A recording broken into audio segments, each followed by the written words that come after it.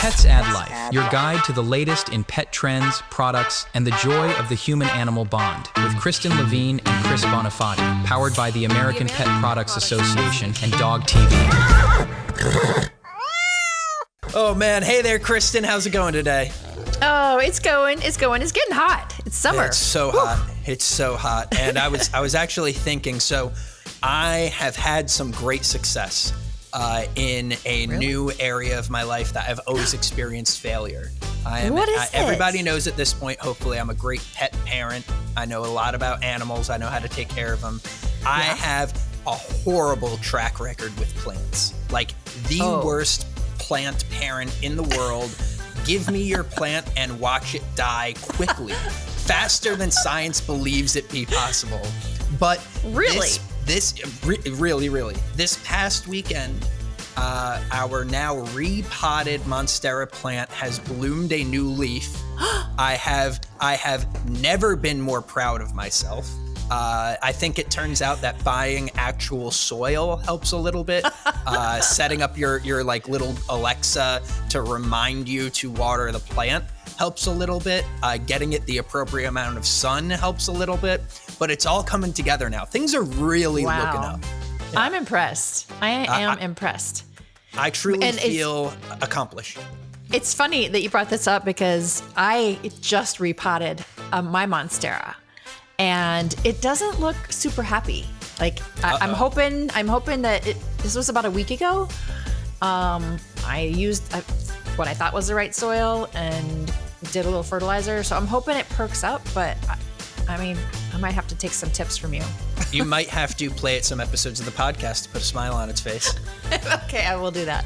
And the best part of Monsteras, to make a little segue here, is cats don't pay them any mind. And we've got an awesome episode for you guys today, kind of revolving around our feline friends, our oft ignored for their canine companions. We're going to be speaking to some great cat expert guests. We're going to be bringing you some, at least personally, I've got a cat-based product prepared. We're going to be telling some stories. We're going to be taking some questions from the audience, as always, on the Pets Add Life podcast. So sit your butt down if you're driving. Keep your eyes on the road. Yes. Stay. And let's get right into it. Kristen and Chris present Storytime. So my story is about pet toys in general. So if you have a child, like a human child, and you're purchasing toys for them, you can be pretty sure that the toys that you're purchasing are going to be safe for your child because the Consumer Product Safety Commission sets the regulations for child toy safety. There's actually 40 different standards for kids' products in the US alone. However, unfortunately, there are 0 safety standards for pet products. So I read this news recently.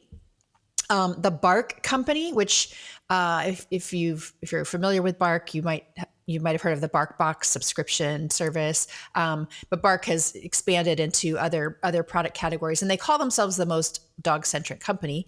But they just announced that they are developing the pet product industry's first international safety standards for pet toys. Okay. So very excited to hear this. They actually unveiled a toy testing lab back in 2022. I don't remember lab hearing that as in news. The dog, or lab as in a room? As in a laboratory. Where science is done. Okay. As in a laboratory. Not and a Labrador.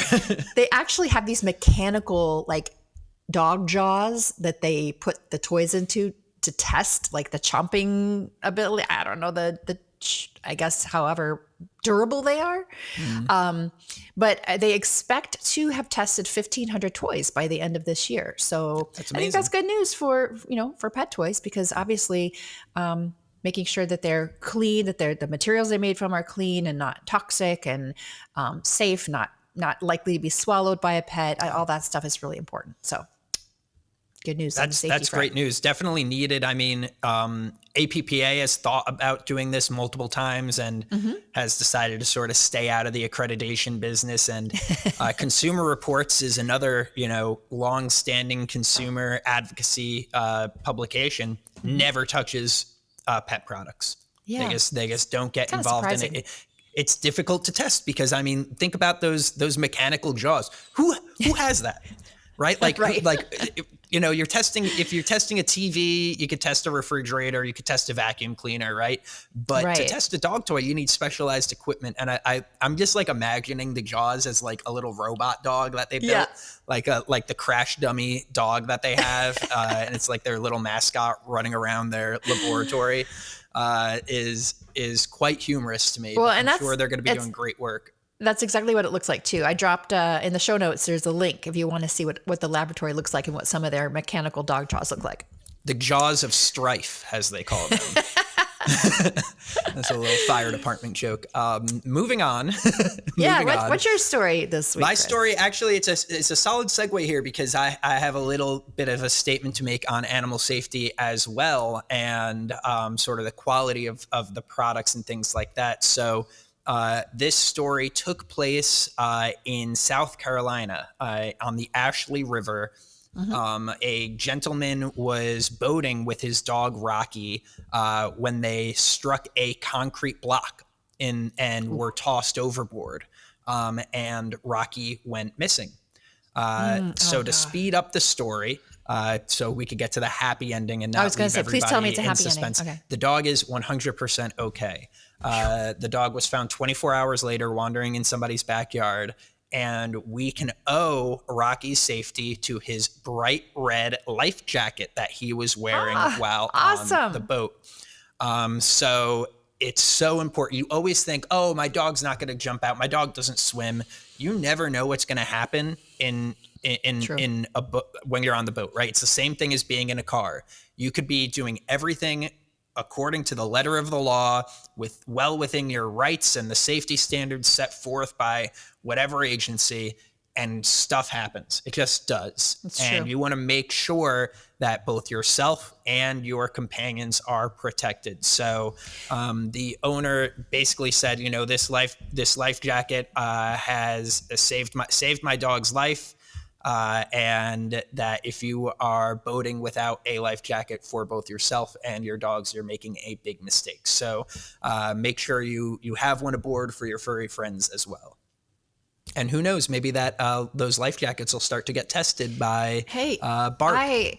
I hope so. And, you know, don't think because your dog knows how to swim that he or she doesn't need a life jacket. Because if they were to go overboard and were in the water for any length of time, they get tired.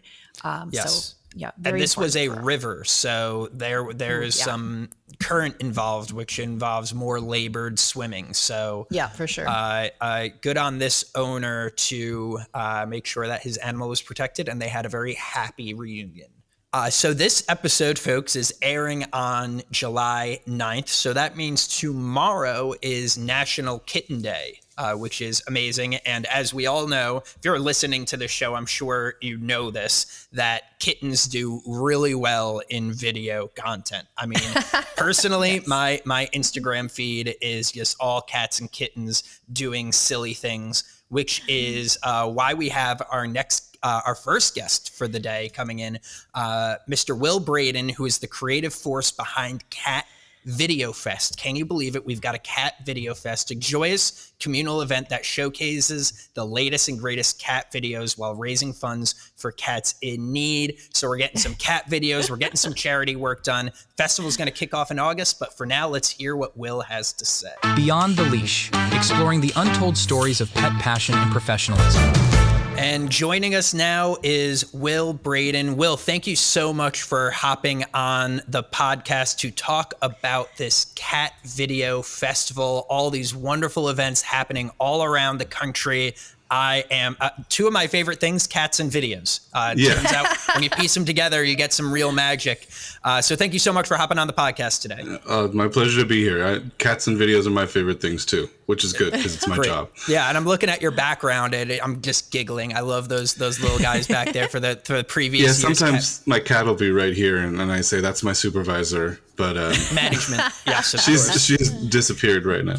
Yeah, management, of course. So I see VideoFest 2023, VideoFest 2022 in your background. Was 2022 the first year? Or are there some more posters? When did you guys start? No, they go all the way around. 2019 was the first year that we had full distribution through Oscilloscope Laboratory. So functioning basically like an independent film, going out to indie theaters and things like that.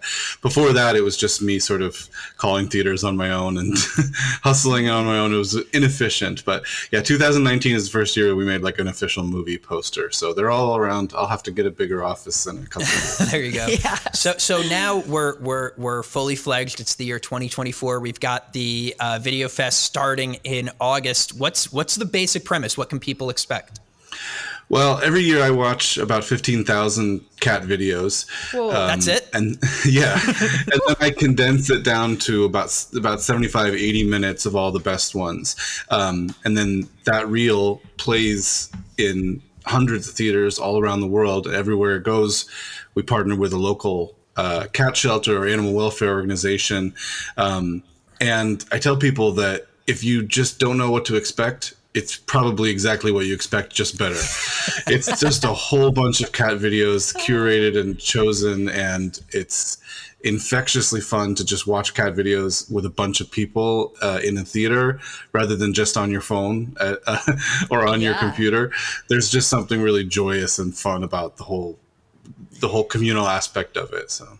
Absolutely. So where do you find the videos? Are they sent to you, or are you looking for them, or how does that work? We get a lot of submissions. Every year that goes by, we get more and more submissions. But some of the submissions, I have to let people down easily and go, everyone thinks that their cat is really special and their kid is really special, and sometimes nothing's going on in the video. But a lot of them are great. But I have to also scour the internet to find videos, and of course all the social media and TikTok and Instagram and all that. But I also want people who really like cat videos and see a bunch of them all the time to see things they haven't seen. So that means I have to go into corners of the internet. That sounds scary. To find like videos from other countries that haven't gone viral yet, or like animated, short films that people have made in student things, and just anything. If it's got a cat in it and it's fun and interesting or informative, I'll put it in there potentially. That's fantastic. So you're in quite a few theaters. How many theaters? Give us an idea of where we. Last year we were in over 200. And I think we'll probably beat that again this year. It's mostly the United States and Canada, but it's ever expanding. We've done shows in Australia and Austria, and we've done shows in England and shows in Ireland. Pretty much, there's a cat shelter almost everywhere that needs some support. So as long as we can help some cats, we will put on a show anywhere. If you want to project it on the side of a barn to raise money for a feral cat shelter, we'll probably make it happen. Wow. Yeah, I was going to ask you, how does the Cat Video Fest benefit shelters? Well, a few ways. So the first way is that it's just built into the DNA of it that anytime we do a show, a portion of the ticket sales will go to the shelter, and it's always a local shelter. It certainly would be a lot less complicated for us if we just wrote a big check to the ASPCA or something, every year. But it's really important for us that the community of the theater and the community of the people seeing it and the community of the cats being helped are all local.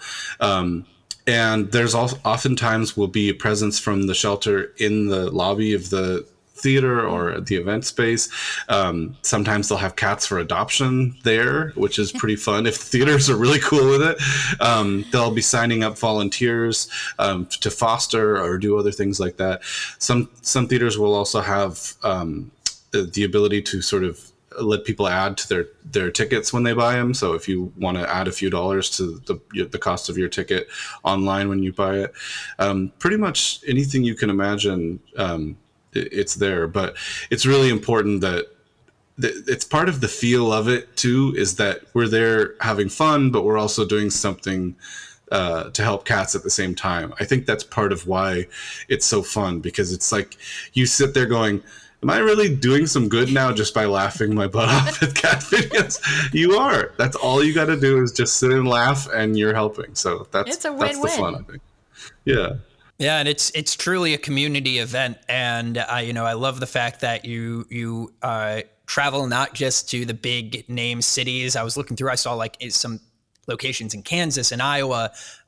So it's really community driven. And I know I've lived in a small town before, and when something fun happens in a small town that people can rally around and is sort of universal like cats, it could really be a great rallying point for a smaller community. So I think that's awesome. That is you guys absolutely do that. true. And it's also true that a partnership with independent theaters, especially in small towns or in smaller markets, the local independent theater is like the place for people that want interesting programming and interesting stuff to come to their town and not feel like, well, I have to drive an hour away to go to a bigger city to see it. So for us to be able to be a part of that is great, because it's really the sweet spot of just like cats but also fun alternative programming.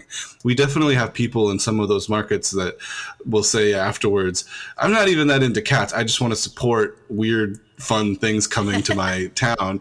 And so, maybe next time it'll be Helicopter Fest or whatever I'm into. But so yeah, and we have a lot of people too that are just, I get emails constantly from people saying, I got dragged to this by my wife. I didn't know what I was getting into, but I haven't laughed that hard in a theater in 20 years. So it's pretty great. And I also get a lot of emails from people going, I really needed that. I needed 75 minutes of just laughing at cat videos. I think we all do. We all need a good chuckle now and then. So how do the ticket prices work? Do the theaters set the prices, or do you all? Yeah, most of the time, I'd say 95% of the time, we just function like an independent movie. So if you're watching it at a theater, it's going to be the same price as it costs to go see any other movie there. But then the theaters take a smaller cut, and we obviously take a smaller cut than Universal Studios or something like that. So that a portion of every ticket goes to the shelters. But for the theater going experience, for the theaters and for people, it functions just kind of like a movie. You find it, you buy your tickets online like you would a normal movie, and you go in and see it. So there isn't anything unusual or confusing about it in that sense. It's just not, a normal 3-act structure movie, but it's better, really. Let's be honest. Oh, totally. It's better. Yeah. It's way better. So if I live in a small mountain town in Waynesville, North Carolina. If I wanted to bring the Cat Video Fest to my town, which, by the way, I heard you're going to be showing in Asheville, so it's only 30 minutes away. But if I wanted to bring to my town, would I reach out? Would I work with my local cat shelter and reach out to you? Either way, I mean, we have it done anyway. Sometimes people come to us and say, we want to have this come to our town. And then we kind of take it from there and find a theater and find a shelter. But most of the time, people will come to us and go, I heard about this, like in your situation. Like, I heard about this in Nashville. How we could do it here. Here's the theater that you should do it at, and here's the animal welfare rescue organization, and here's their link.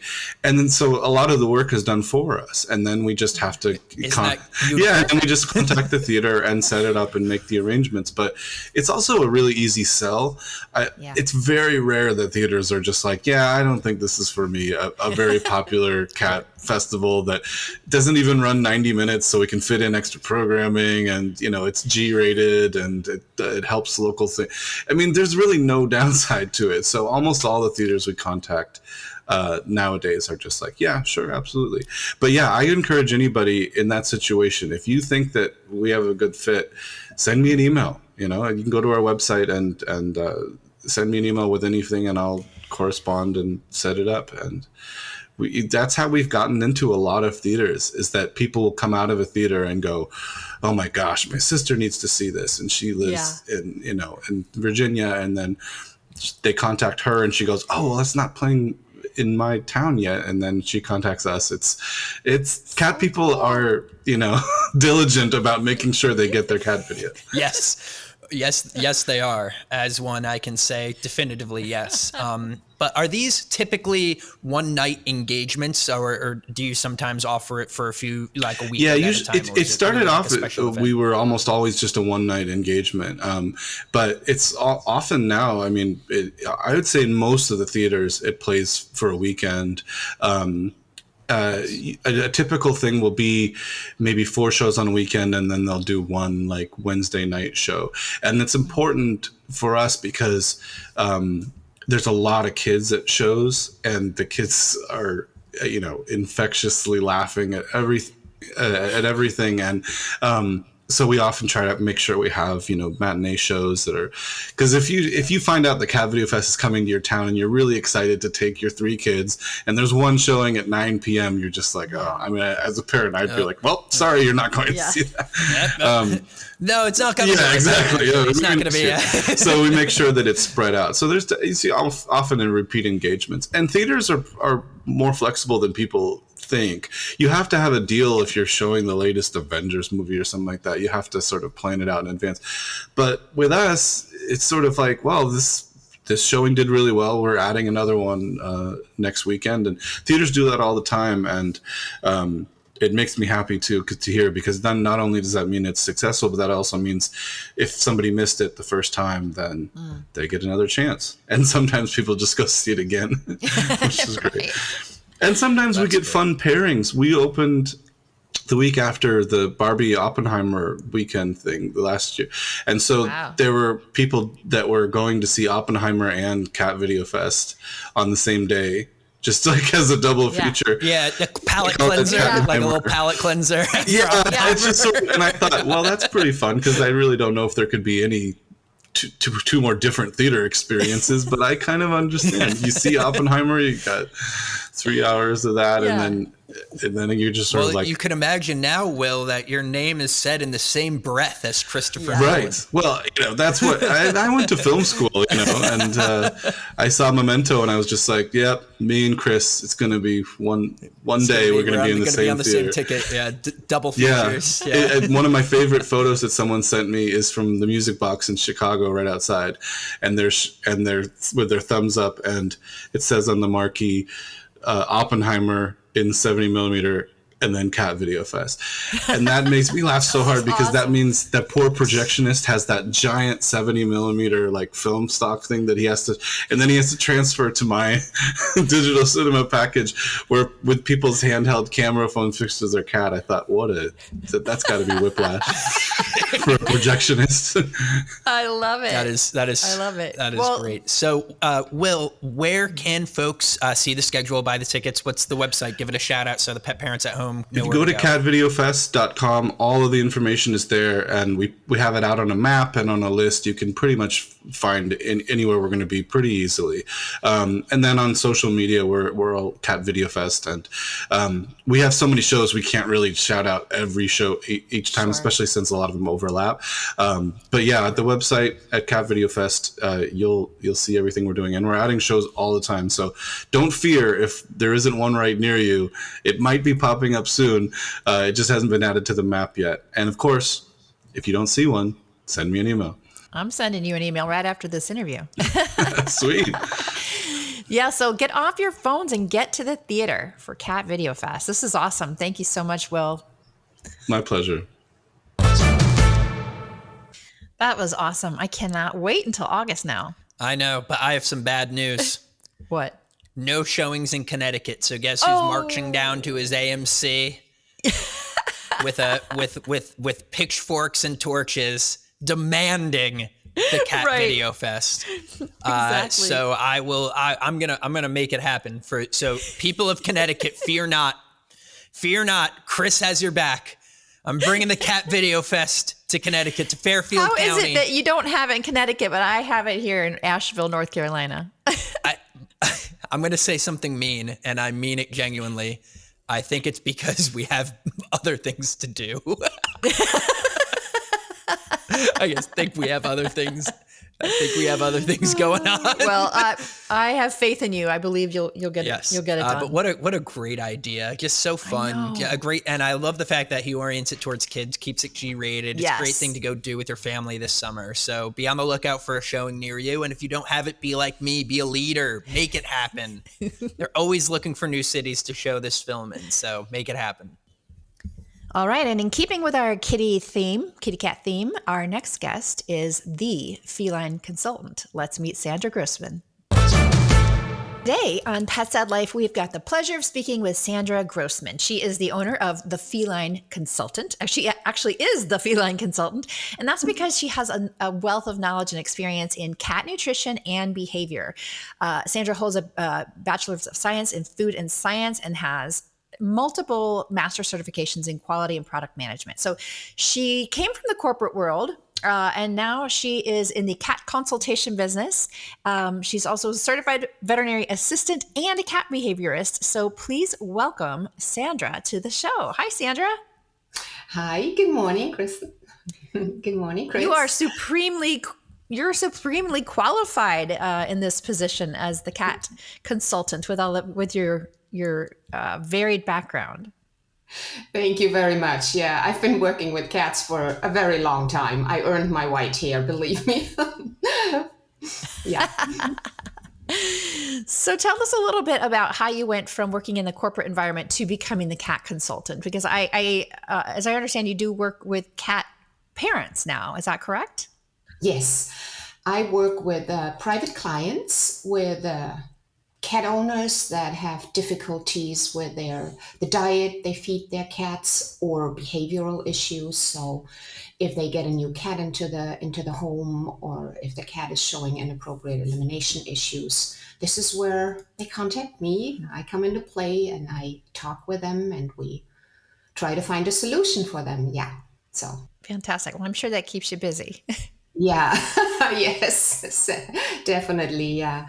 Yeah. I've been in the corporate world for a very long time, and pet food is it's a very global industry. You get to travel a lot, and it's just kind of travel got to me after 25 years, and I wanted to have a little bit more personal approach, a better work-life balance. So I decided to leave the corporate world and do what I love to do. And I'm very happy that I made that. Well, you're practically living the dream. I'm sure many of our listeners out there are wondering, how can I quit my corporate job to work with cats full time? But I want to loop back to, you mentioned working with the pet parents on their cats' diet. And we actually field questions on this show from some pet parents. And one of the questions we get all the time is about cat nutrition. What food should I be giving my cat? My cat's not reacting well to this kind of food. What should I be doing? So what does sort of like the good, better, and best nutrition look like for our feline friends? Well, Chris, I get that question a million times every month. Yeah. And as a scientist, and with my experience on cats are very unique creatures. Yeah, they are just there's not one shoe that fits all. I have clients that have been feeding their cat on a dry diet for 15 years and they haven't had any issues. And I have clients that swear raw food is the way to go. So as a scientist, I have to always look into the animal first. What is the animal used to? Because with cats, it comes a lot from how they grew up. Yeah, they get a lot of their food preferences from their mother. So I always work with the client and make a customized plan. So that's a long answer to your question, but there is really not one food that is the best or the best food for every cat. Yeah.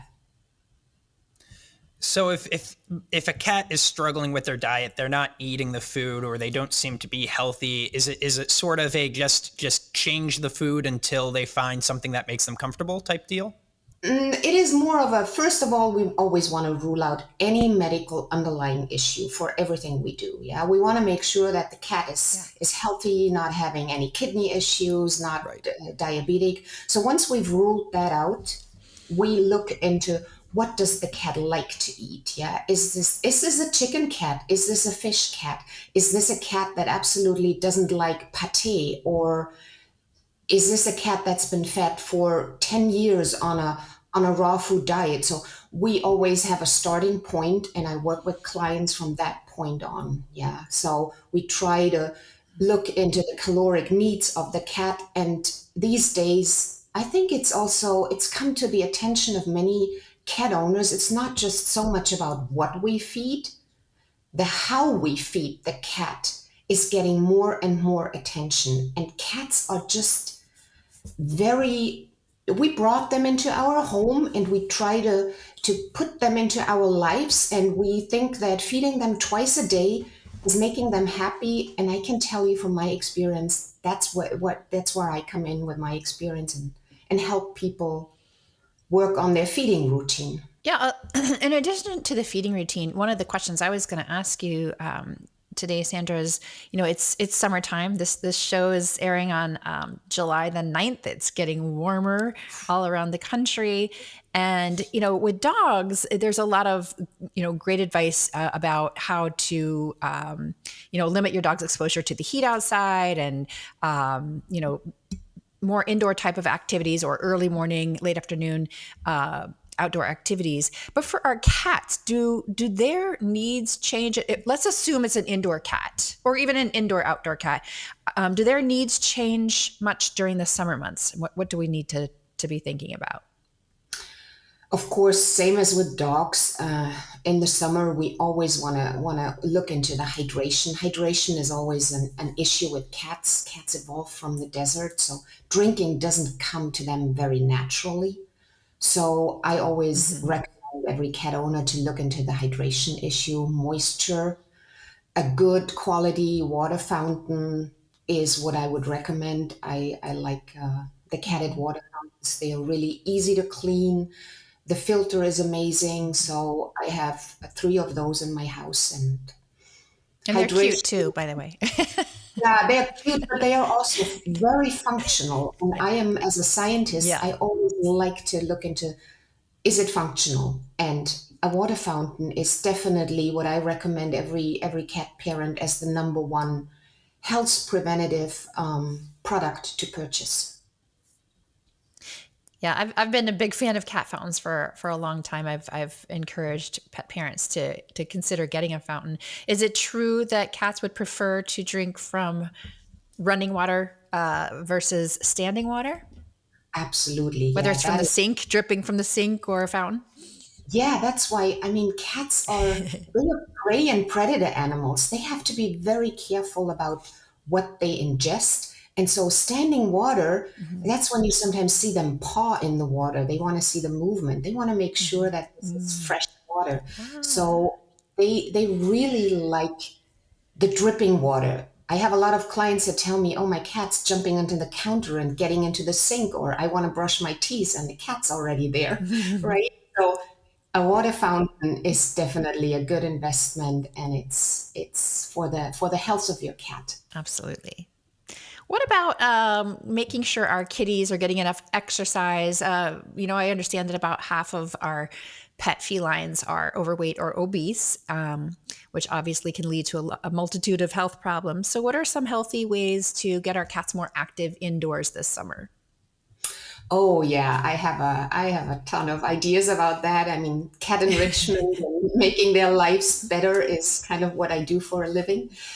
I think that cats are super trainable. A lot of people are, they when they think about animal training, the dogs come to their mind first, but cats, we can do clicker training, we can do nose work, we can bring the outside in. I mean, I have a large bowl of water and I put tiny little muffin cups in it and put the treats in. I call it treats on a boat. And They're food puzzles. They're snowmen. Yeah, and you can bring in the winter. You can bring snow inside. You can bring leaves inside, depending on the season. So just the way, that's what I mentioned the first question, how we feed our cats. Yeah, they are foraging animals. Yeah, so bring their natural behavior, make them work for their food. Yeah, don't just sit a bowl down and feed them out of the bowl. Yeah, make them work for their food. And cats are super trainable. Most of my clients are very impressed when they say, "Oh, my cat, she is smart." Yeah, cats are smart. So get them to exercise. Put up a cat wall. I mean, not everybody is as cat crazy as I am and has a cat wall, but there are catification programs, and make the cat run around in your home. Yeah, give them this 3-dimensional option of not just going on living on the floor. Give them the option to go up, and that helps a ton. I love that. So, Chris, are you going to feed Tiger some treats on a boat? I love that idea. I really like that idea, and I think I have everything I need at home already, which is incredible.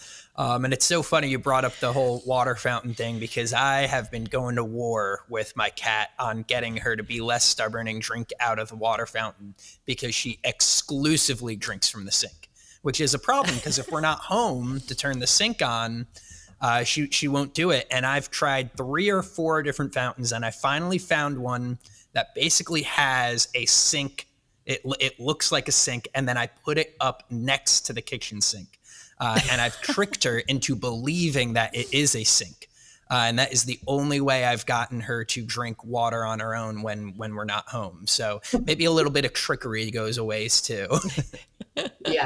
Yeah, it's usually easier to work with the cat than against the cat, from my experience. Yes. Whatever you're doing, positive reinforcement is goes ways. Yeah. Yeah. Wow. Well, just in these few minutes we've been talking, I've learned a lot and got a few new ideas. So how can our cat moms and dads listening find you, Sandra? Well, I have a website, I have social media, the Feline Consultant, and we'll be hosting an event at PPG. I'm a member of the Pet Professional Guild and the International Association of Behavior Consultants. So Fantastic. there are lots of listings where you can find me. Lots of ways to find you. We so appreciate you sharing your expertise with us and for dedicating your entire career to helping our kitty friends. And we thanks for your time today. Thank you so much. It was great talking to Sandra. A lot of her advice are things that sort of come naturally, at least to me, being around cats my whole life. But there's so many people out there who are taking their first foray into the cat world, and cats can be foray? stubborn. Did you mean? Sorry, I thought I heard a pun in there. It's somewhere. It's not worth looking for. Okay. But for some of our listeners, it might be their first time owning a cat, and it can be daunting. They're stubborn. They're ridiculous. They're silly. They're difficult to control. So I really appreciated some of that advice that Sandra was able to give. Yeah, she's super smart. You can tell she's been working with cats for a very long time, and she knows her stuff. Exactly, and she's living the dream. She has cut off corporate ties and just hangs out with cats as her job. So that's the model. Don't be jealous. Don't be jealous. I'm close. I'm adjacent. I get to come onto this podcast each week and talk about cats. So I'm working my way over there. You are. You're still young. I still have time. Well, okay. So quick personal anecdote, because you just said I'm still young. I was at my comic book store the other day and got called old because somebody asked how old I was, because we were talking about some reference to like the COVID times and missing school. And I wasn't obviously not in school when COVID happened. And so I said, I'm 32. And he says, oof, that's old. And I'm to be dead in a comic now. book store, maybe. Yeah, I'm deceased. It's over for me. I am no longer young. I'm not fun. I can and I'm match not that invited back story. to the store. I can match that story. Okay. Chris, I was shopping in the mall last year at Buckle. And I was just looking for a cute graphic tee. They have them on the table, that round table in the front. And the little 16-year-old sales girl bebops over to me and she says, "Hi, are you shopping for your daughter?" And I was like, ooh. So I dropped the shirt I had in my hand. I did a 180 and I just left. I'm like, oh my God, I can't even answer that question. That's brutal. That's brutal. All right. Well, let's get back to the things that keep us young, our pets. Let's move back into our pet-oriented podcast here instead of talking about the woes of our aging bodies, and hop straight into our product of the week. The product of the week. All right. So my product of the week is one that I literally just purchased the other day. And it's a little bit of a sad story. Last week, my sister had to say goodbye to their 8-year-old Pity Mix, Cola. Cola was struggling with an autoimmune disease for about 4 months, and unfortunately, he just wasn't able to fight it. So sadly, she had to say goodbye. However, she was putting together a little memorial for him in the house, his favorite toys and his bowl. And I bought her a candle, a memorial candle from One for All. That's one FUR, all. It's a pet memorial candle, or a pet remembrance candle. And it's beautiful. On the front, it says "Forever Loved." And it just has, sweet paw prints all over it. And it's a really great smelling candle. And she's placed it in the center of her memorial and lights it every evening. And, it's just a nice way to remember a pet. The last time I lost a pet, I did something similar. And I think it's just, part of the grieving process kind of helps you to heal. And I'm a big fan of these candles because they don't just make memorial candles. They make other great smelling candles too. They're 100% plant-based wax. They've got premium fragrances. They actually eliminate pet odors in the home too. And they are 100% vegan too. So very house-friendly, pet-friendly candles, and a nice gift, for someone in your life who has possibly lost a pet. Yeah, that's great. It's always so tough to put yourself in the headspace of what you're going to do when your pet crosses the rainbow bridge. But there are all sorts of people out there who are there to help that transition, who have developed these great products to help memorialize your animals. We have urns for the ashes of our pets that we've lost, and they have their own little place in the home, and they're all decorative, and there's like a little picture of them slid into the front. So there's all sorts of stuff out there. So if you are currently grieving the loss of a pet, there's some comfort that could be found out there. Absolutely. And I think it's always nice when a friend or family member gives you a gift like that, something that recognizes that you understand the love they had for that animal. Absolutely.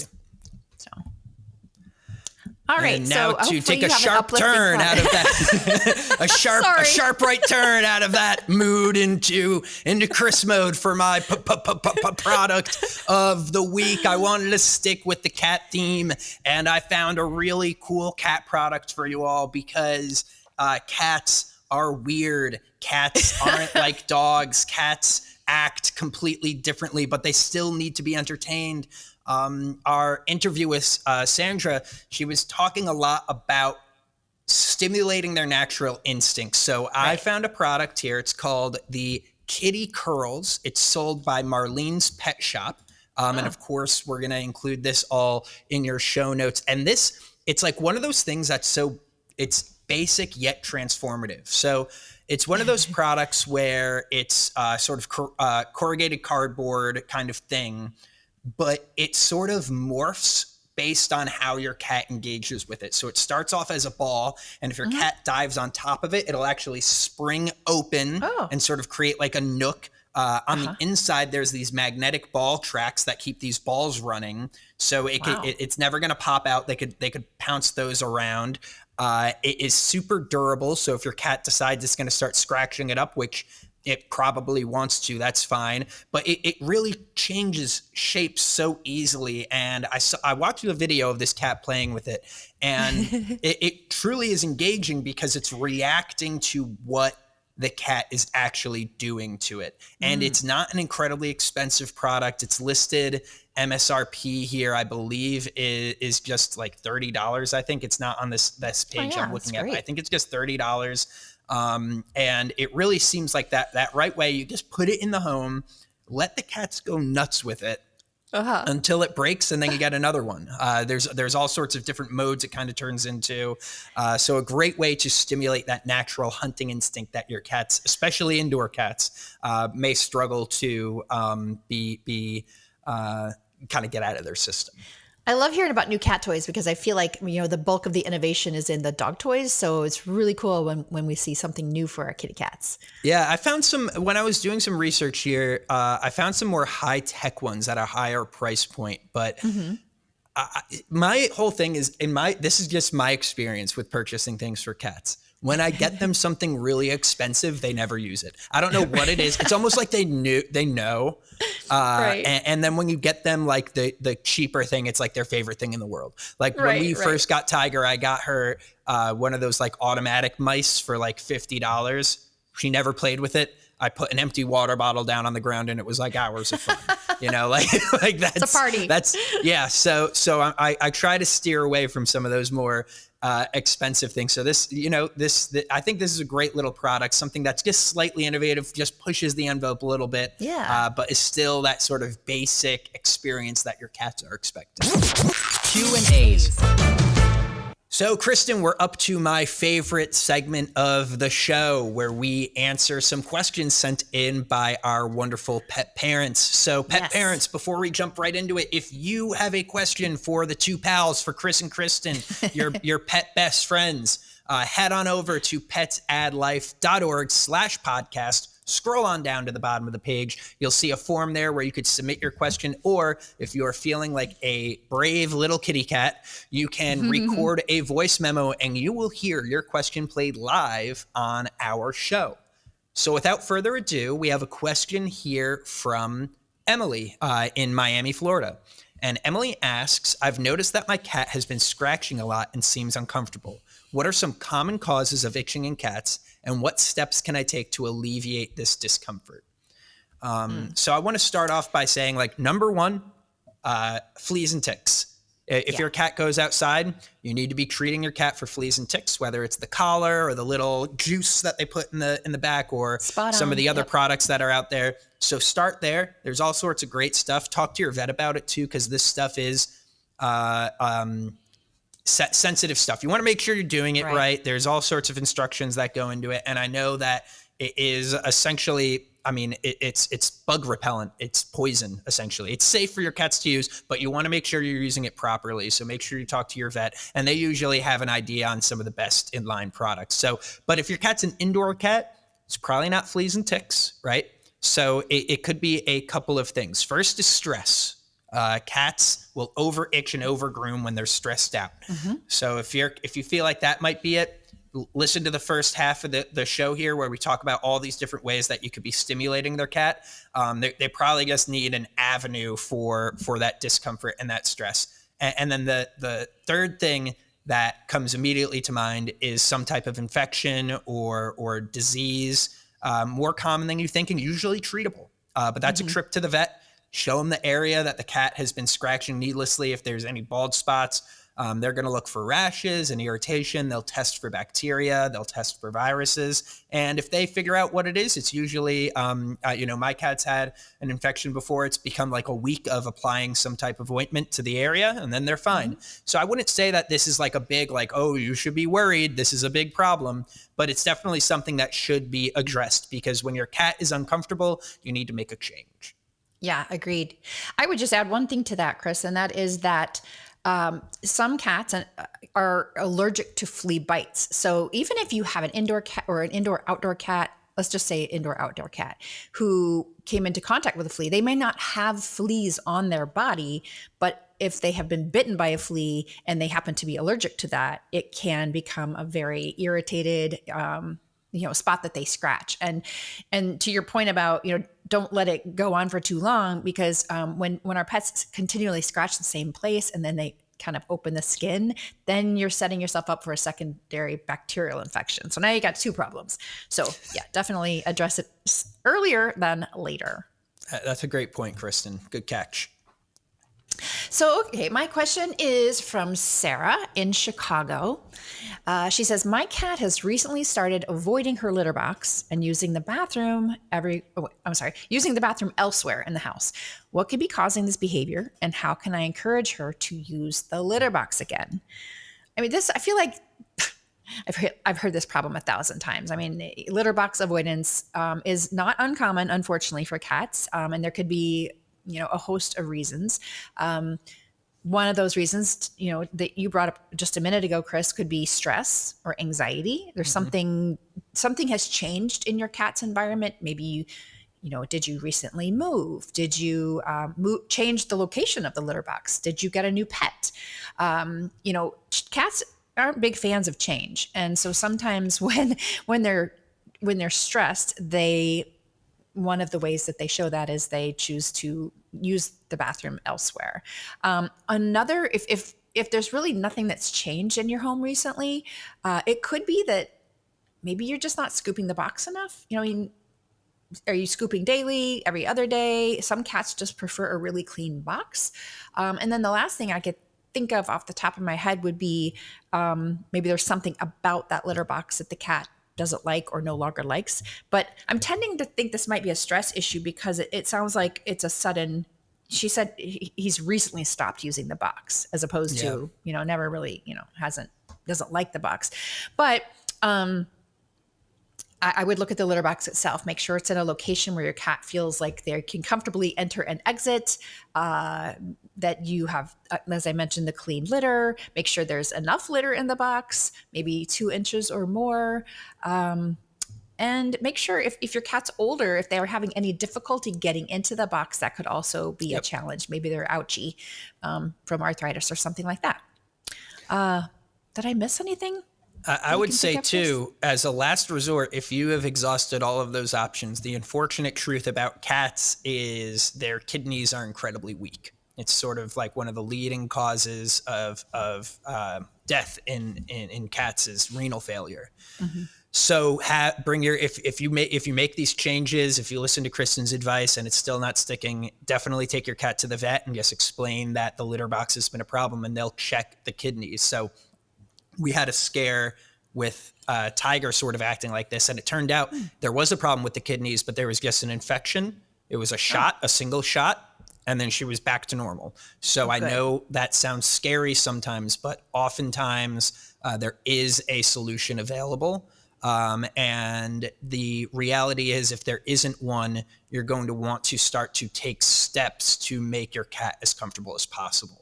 So it's better to have that knowledge and be aware of what's going on than it wind up being a surprise. So if Kristen's more holistic advice doesn't take hold, I would go see your vet.